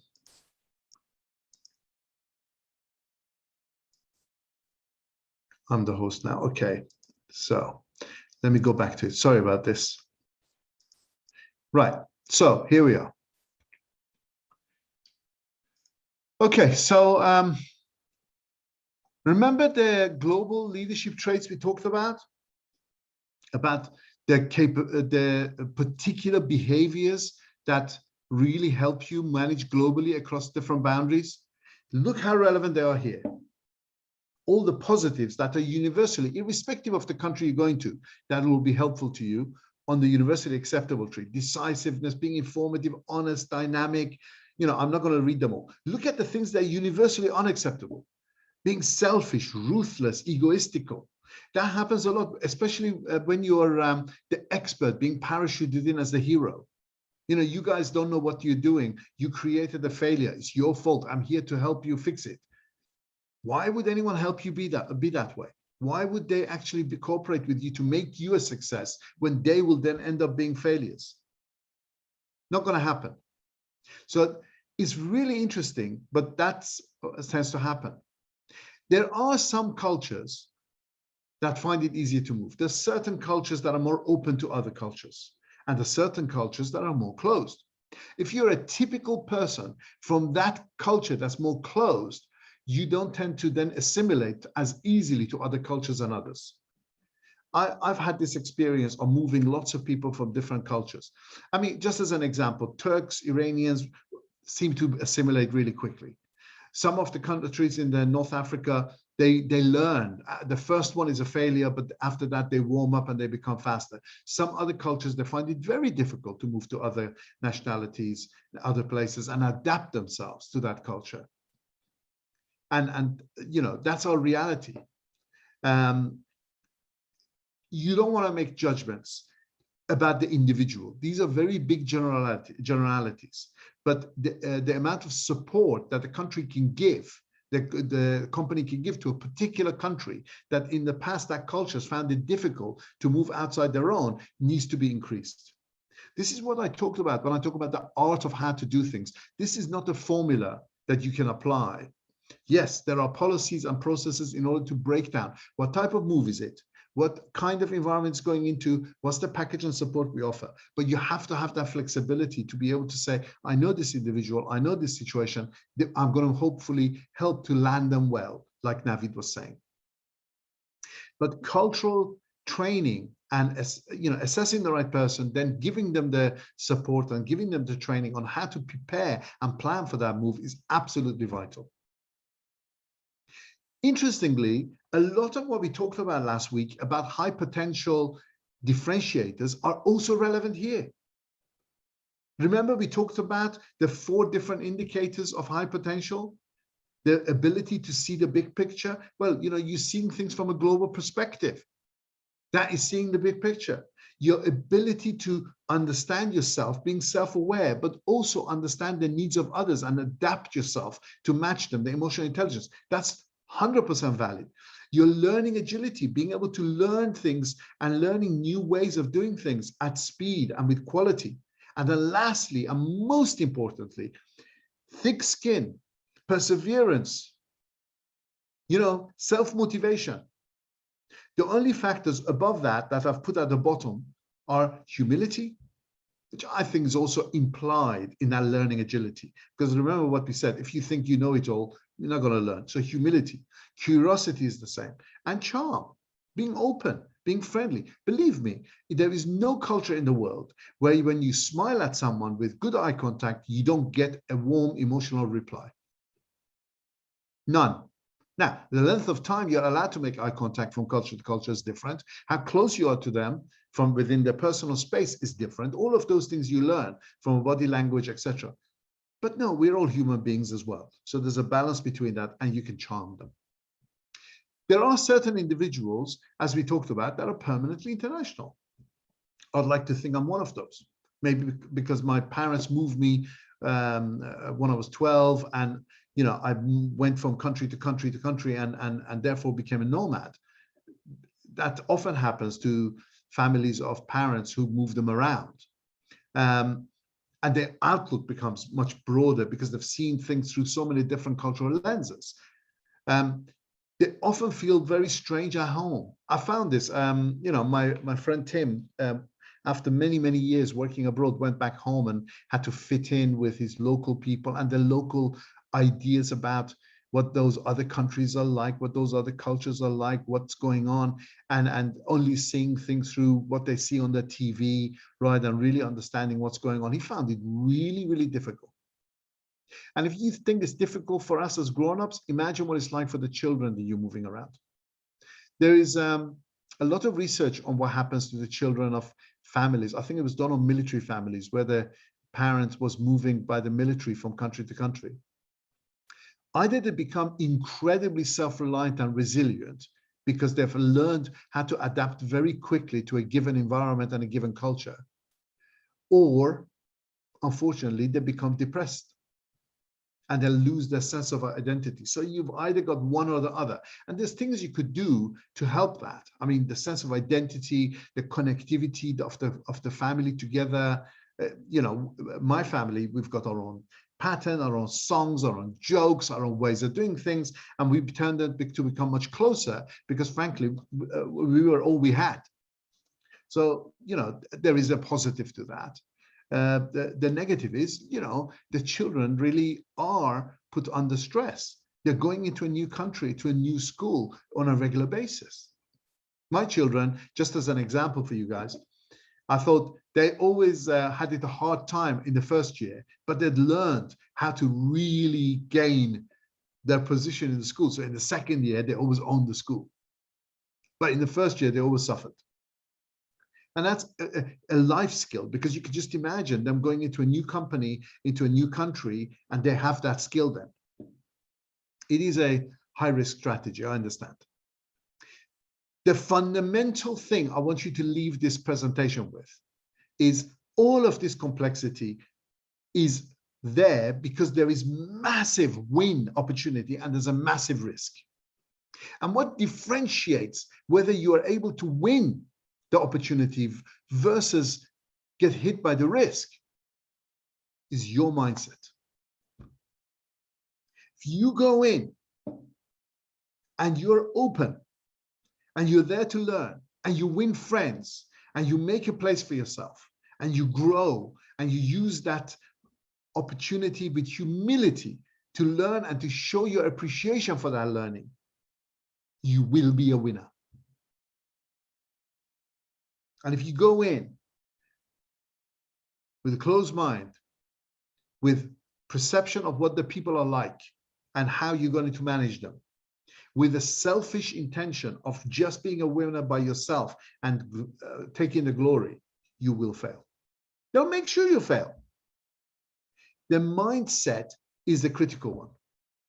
And the reason for that is because you're going to be dropped into what we call the hero's journey. Has anyone heard of the hero's journey? No. Okay, the hero's journey is really interesting for me because it's as true for a company going through change as an individual going through change. The idea of it is that there's a dragon and the hero is there to slay the dragon.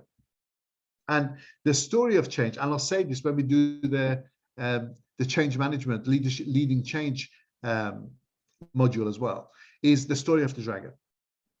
So you're there, as an individual, you're a good performer, you're a good person, no fault, no blame, confidence building. You are a good person, you're a capable person. And through no fault of your own, a challenge comes.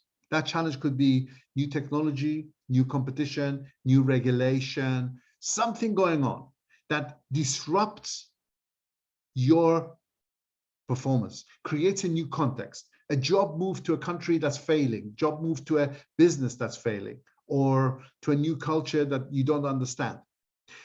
Your view of the context in which you are performing disintegrates.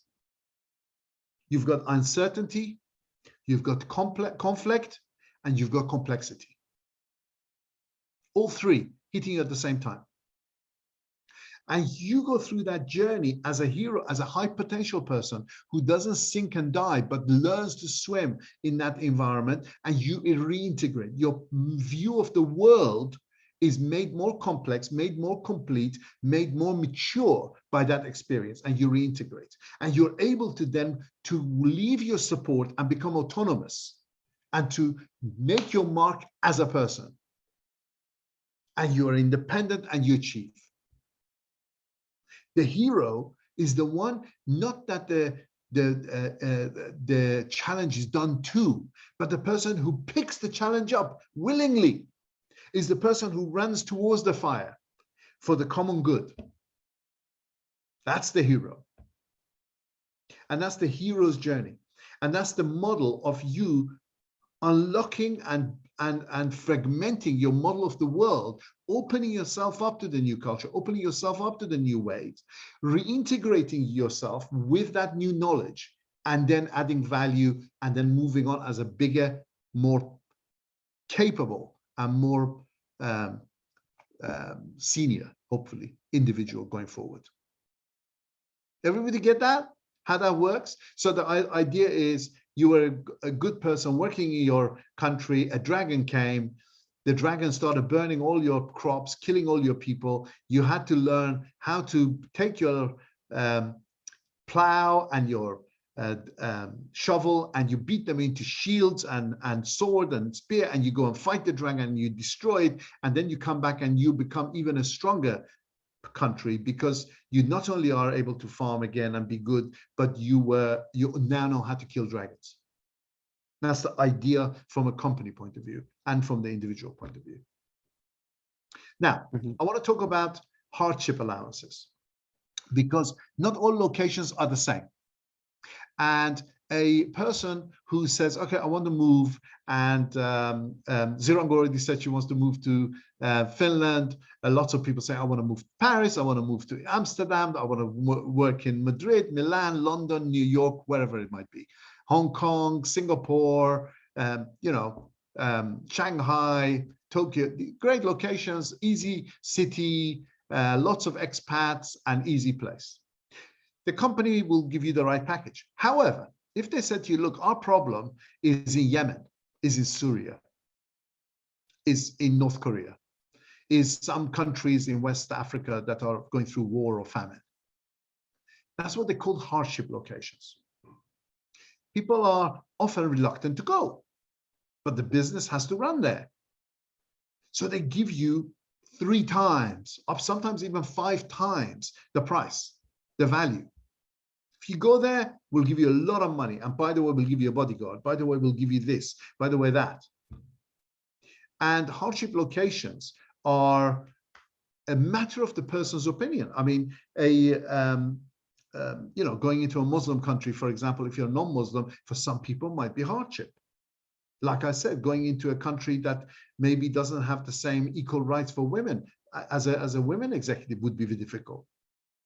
Certain nationalities find it difficult to go to other countries where they have a perception of problem with the nationality that you are. This is all really, really contextual. However, I'm here to tell you that most of the time, people are getting this wrong, because it's perception of hardship rather than actual hardship. I'm not saying there are not countries with hardship. Of course there are. I just mentioned a few that I wouldn't want to go to, and I don't think many people would. And yet there are countries that have a very odd negative image, but actually the real experience is really positive. I mean, just as an example, Poland is often seen with people as being very right-wing, very industrial, etc. And the reality of those people who've been to Poland is it's really green, it's full of history, it's beautiful, the people are really nice, etc. Ukraine, Iran. I have moved a lot of people into Iran who never wanted to leave, who were having an amazing time. Unless you fall out with the government, it's a fantastic place to be. It's unbelievably cheap. People are incredibly friendly. There's so much history, so much culture. Right. The perception that you see on CNN or on the BBC doesn't make you want to go there. So you could take the hardship allowance and go and have a great life. That's the trick.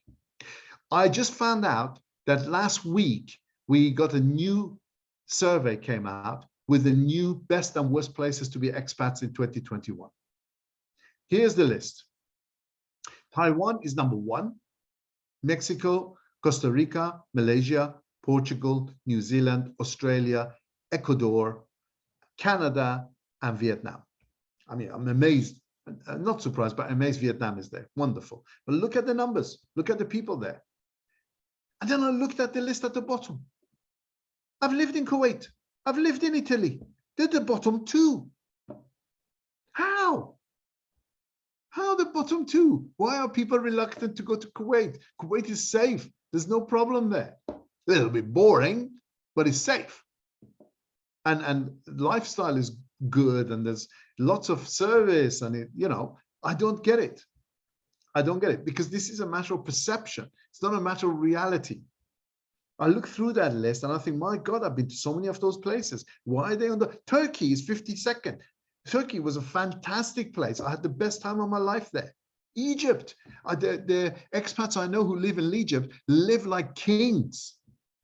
5 chefs, 5 drivers, because labor is incredibly cheap, accommodation is really cheap. You have an amazing expat community you could fit into. Whatever hobby you have, it's easy to do. But the perception, you guys get it? The perception of what is a good place to be an expat is different to the reality, and it's worthwhile researching. So just as an example, Oman in the Middle East is one of the most wonderful places to visit It is incredibly friendly, the people are humble, the scenery and the coral and the sea and the desert and the mountains. It's beautiful, it's amazing. One of my favorite places. And also a secret. Not many people know how wonderful it is. Everybody knows New Zealand because of Lord of the Rings films. Same as everybody knows about Scotland because of Braveheart. Unbelievable. Those were just films. I'm sure New Zealand is fantastic, though. I mean, I've not been there, but I know, I believe it. Yet, I'm talking about the fact that image drives what is the best place to be the expat versus the worst. And a lot of that is driven by what is it you want out of that experience? Is it about quality of life? Is it about how easy it is to settle there? Is it about how much money you could make there? Or is it about your career and the satisfaction of working, the lifestyle, the style of management, the culture that you want to explore there? What's more important to you? It's different if you have a family versus no, you don't have a family. If your motivation at that point is to make a lot of money, then the tax situation and the average earnings might be important to you. If you move into your family, safety might be more important to you. And I also took out this chart, which shows the categories and how the companies stack up against those. Again, this is a matter of perception. I mean, Mexico, personal happiness, fantastic. I've been to Mexico for work for many weeks at the time. You know, safety is a major issue, as an example. How easy it is to get there, how easy it is to get out and travel. You know, how much of a connectivity is there in digital? North Korea, Iran, that would be a serious problem. How wonderful the environment is. How, you know, God, if you can't take the heat, don't go to Dubai, Oman, or anywhere in that region. You know, 6 months of the year, it'll be over 45. So, you know, I want you to think about these things as well, because as global leaders, you want to be thinking through. And I would urge you to look at the reality, look at the blogs, look at what the travelers are saying who've been there, other expats who've been there, not the perception that people are reporting on questionnaires like this. So let's get to the meat of it very quickly in the time we have, which is what to do if you want to be prepared for a move as the talent moving. This is the bit that I hope will be the most useful to you. The first thing is research. Really read about it. People want to know that you are interested in them and their career. I mean, I remember and their culture. I remember a lot of people coming to Egypt, for example, who used to say, oh, I am so focused on my work. I'm such a professional. I've been to Egypt 20 times, never seen the pyramids. And then my Egyptian colleagues were horrified, shocked, and disgusted by that. Disgusted by it. They felt offended. You know, I come to Spain, but I'm just going to eat English food. Really, the Spanish are offended. You have to show interest in the locality, in the history, culture, news, the different people, the religion, and their cultural trainers. I used to organize this, and I went through it myself. 3 days of training by an expert cultural trainer for me and my family with my children to prepare for what's it like to work in Italy, what's it like to work in Netherlands, what's it like to work in Turkey. And believe me, the best time I ever spent, the most useful time. If you're able to make a quick trip before you make a full commitment, there's nothing like it. Again, if you got family, take them. That's what happened in Netherlands. They had all this perception about what Netherlands was like and what Maastricht was like. And my wife at the time just wasn't convinced that she wanted to go there, especially from being in Italy, which, you know, all the culture, all the history, all the wonderful things. Everybody wanted to come to visit us because, you know, what a great place to go on holiday. To go to Netherlands, it's cold, it's North European. What's that all about? And 1-2 day weekend in Maastricht, and she was convinced. And the company suggested that and paid for it. I mean, amazing, amazing, amazing. But imagine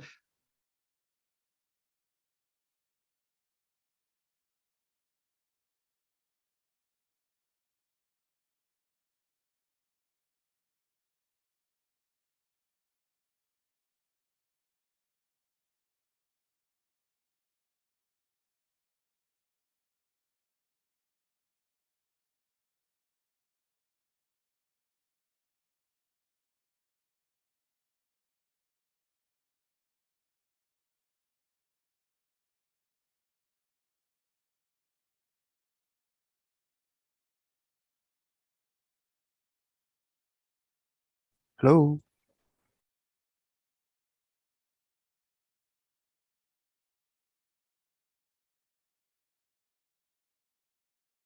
Like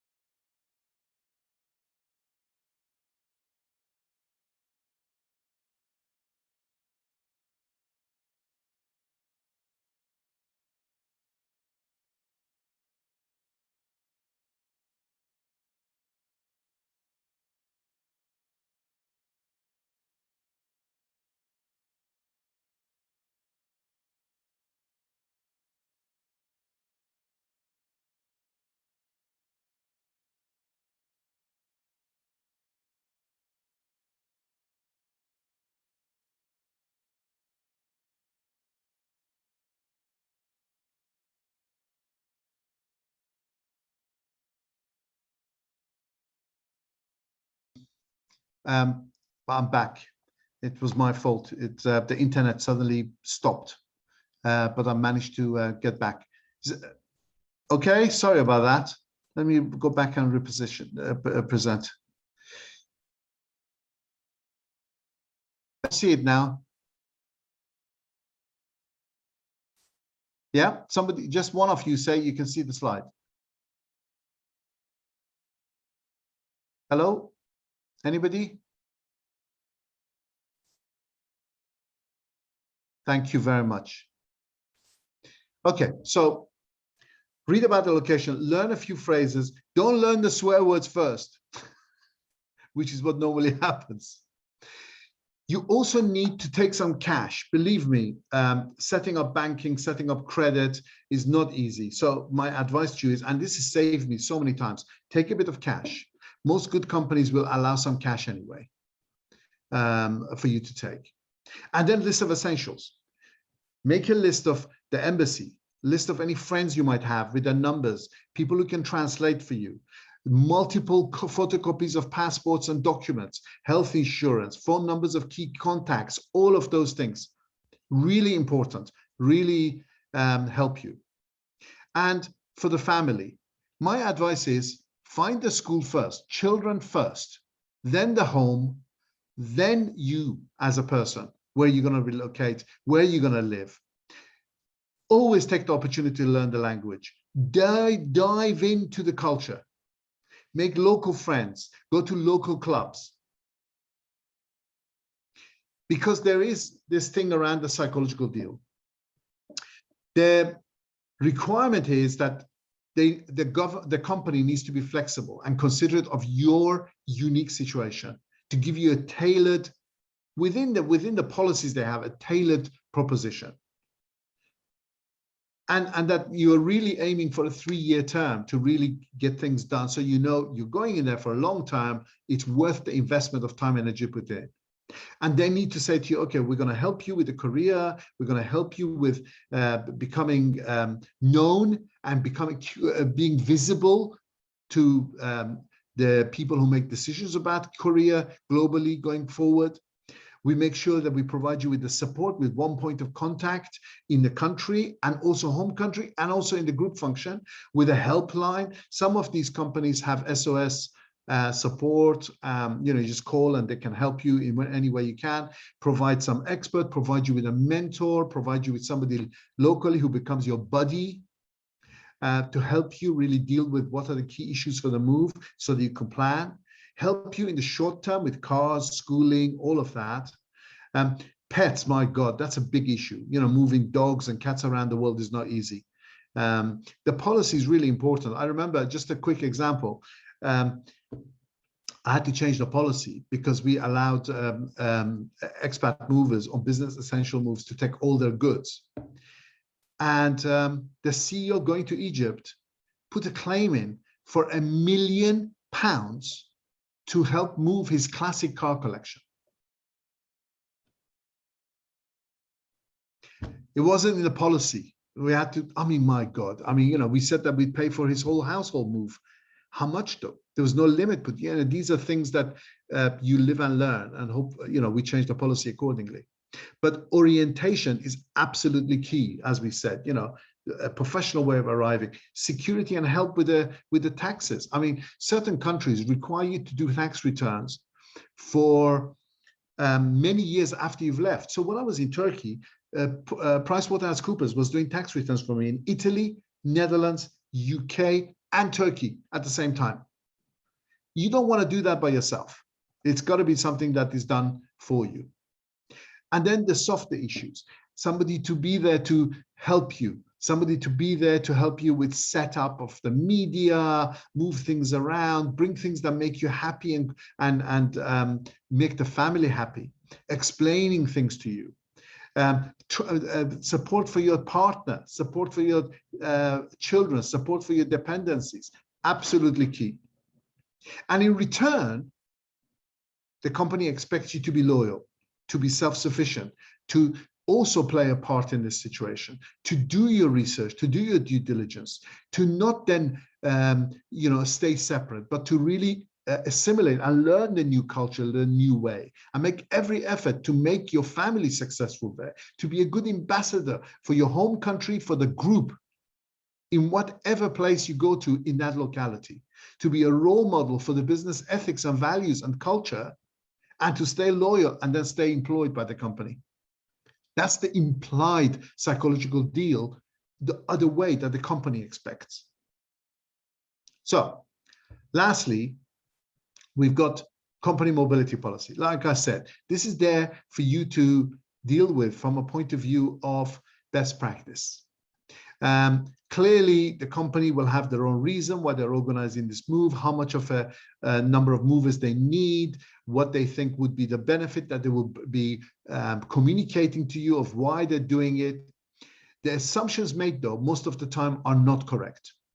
Most of the time, they assume a single movement and return. And that's often driven by finance, by the headcount. And most times we know people don't go back to the same role to the same company. So that assumption is wrong. Also, when someone's gone and had this amazing experience and they've grown, they can't go back to the same role.